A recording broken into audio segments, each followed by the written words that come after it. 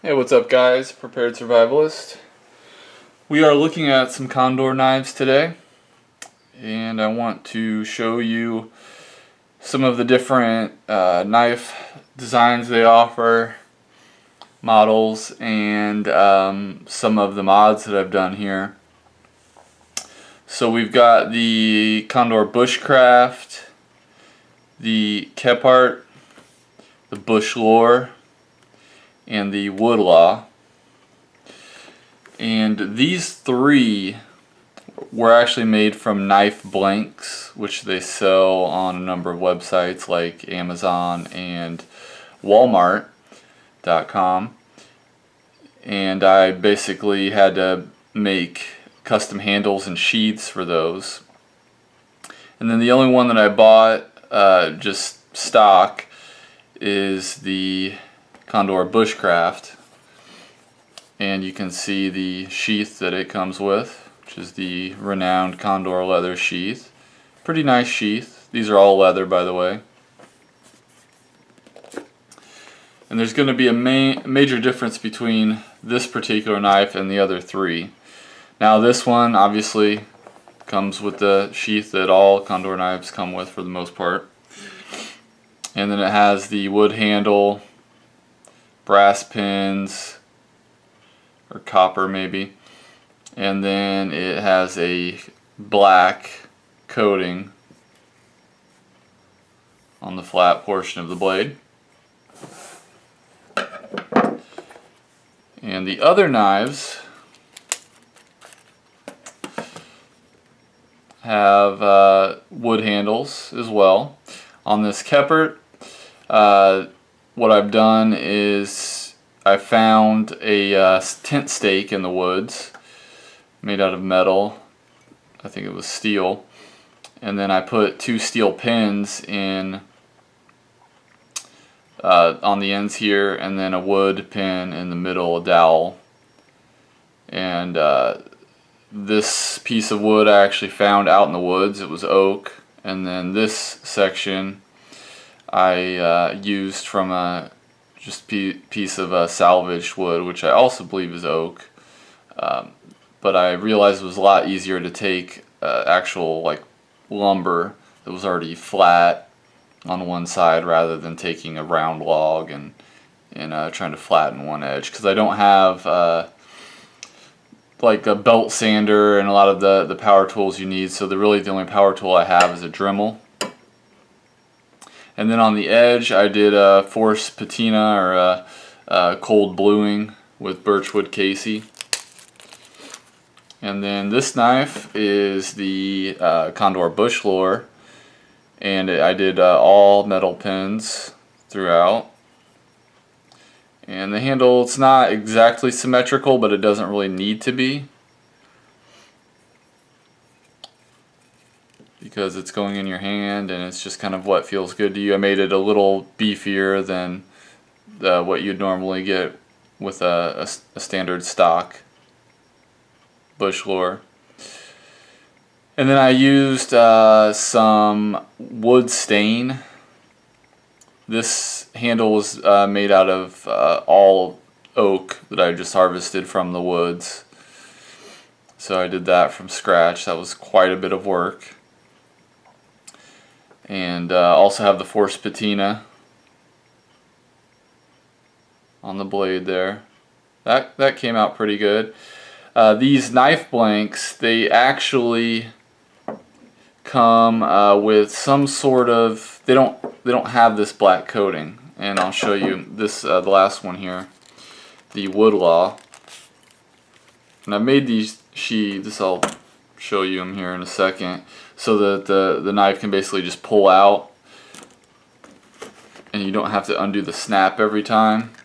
But you can see there's good retention in there, so they're not going to come out if you're upside down. So the snap really doesn't do a whole lot in that sense. So this one, that's how these blanks come. They don't come with that black coating. They don't come with the patina. And you might be able to pick up a little bit of the tarnishing, which I'm not sure. I think that's just coming from the leather treatment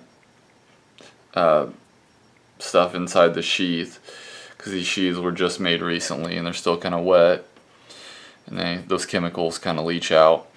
But when I first got these, it says, you know, make sure to oil your blades, they'll rust, they're high carbon steel, I think they're 1075. So I was like, okay, well, let me just try to put on the cold blue. So I put the stuff on there and it just beaded right off, and there's no reaction, didn't change the color or anything. And then I was reading on them and it said, yeah, they do put this clear coat on there. So you have to actually strip that clear coat. You can either sand it off or you can use the Jasco, which is what I used on these other two. And this one I probably will end up doing the same, but I just left it this way for now so you can see what it looks like. But that's kind of how these blanks come. Now this was the same piece of wood that I used for this scale here. And for some reason, which I don't really understand, there's some differences in the actual stock knives that you'll get versus the blanks. These two had the same diameter, same gauge pinholes, so that tent stake was able to work with both of these. For whatever reason, on the Woodlaw, it had a wider, larger hole, so I couldn't use the tent stake anymore for the pins. So I didn't really have a choice because I was just kind of using what I had around. So I went with wood dowels as the pins and epoxied the scales to the tang there. And this is more of a carving knife. It's not a batoning type knife. Even though it is full tang, it's kind of short and it's got that skinny tip. And these aren't thick knives anyways. They're only 1/8 of an inch, I believe, or even less possibly. So the blade geometry here, shape, it reminds me kind of a more a Bushcraft black on this particular one. So I picture this as more of a carving knife and not really a heavy, certainly none of these are choppers.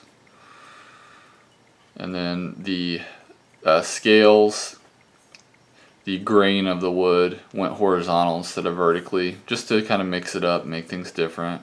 Trying different things out. You know, this one I used 3 pins, this I used 2, this I used no metal pins. The stock knives, they come with lanyard holes. The Bushcraft model doesn't for some reason, but the other ones, they'll have a pin here, and then another hole here with I guess a sleeve pin, so it's like hollow, and then you can use that for a lanyard. But these knife blanks, which are only about $16, $17 a piece versus $35, $40, these knives are about $35, $40. For whatever reason, the Woodlaw, even though I would consider this the worst of the lot, is the most expensive. If you're to buy it stock, it's about $50. The Bushcraft was, I think I paid like $33 for that on Amazon. So for whatever reason, this one is normally the most expensive, and I don't know why. But you know, with the blank, it is different than buying the stock knife. You have to, the hole placement's different. You don't have the option for the lanyard hole. You don't have the black coating, and you don't get a sheath with it. But I've been doing leather craft and making my own sheaths, so just have couple different colors here. I do kind of the same basic style. It's just all one piece of leather. And the closure is just built into the sheath, and line 24 snap, stitched it, I put in these drainage holes here and this belt loop, and I treat it with a number of different leather products. The last treatment I use is Resolene, so it's water resistant, but it looks pretty good. All the sheaths are a little different. They're not perfect, but they look pretty good. And these are obviously a lot different than the stock sheath it comes with, which I don't really like that style. Still a good quality sheath. So again, I got a really good deal on these because for all 4 of these I literally paid less than $100 for all 4. Probably came out to about $90 total. They're all razor sharp. This one came razor sharp. The other ones not really, so I had to sharpen them up on the work sharp, and they came out really sharp after that.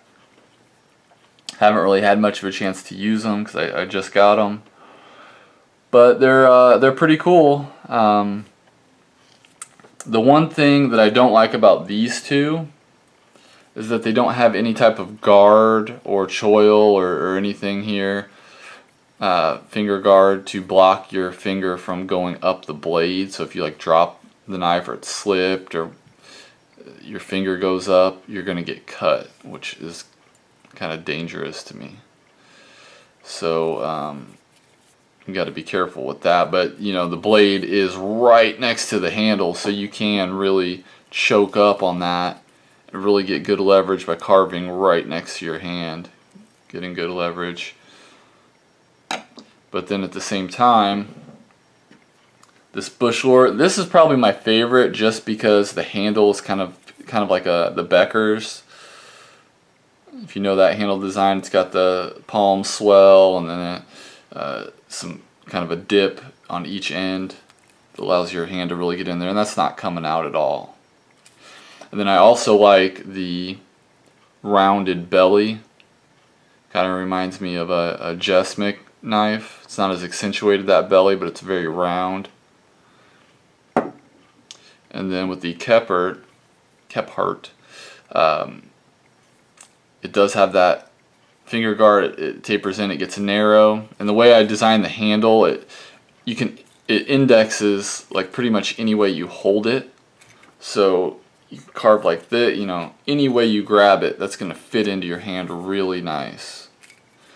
It's kind of more square with rounded corners, and it just feels good in the hand.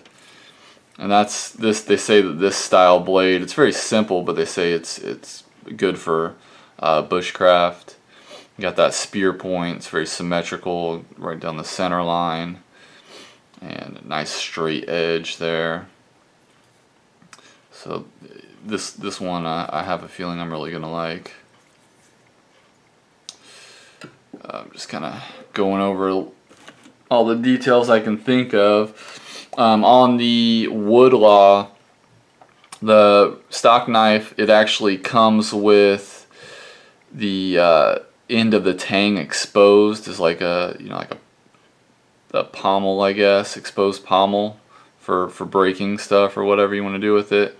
But I just felt like extending the handle all the way over that might as well do that, and it gives you more handle. There's not a lot of handle room here. This handle's actually quite shorter than the Bushlore. So I wanted to extend that handle, and I think that end works out well like this.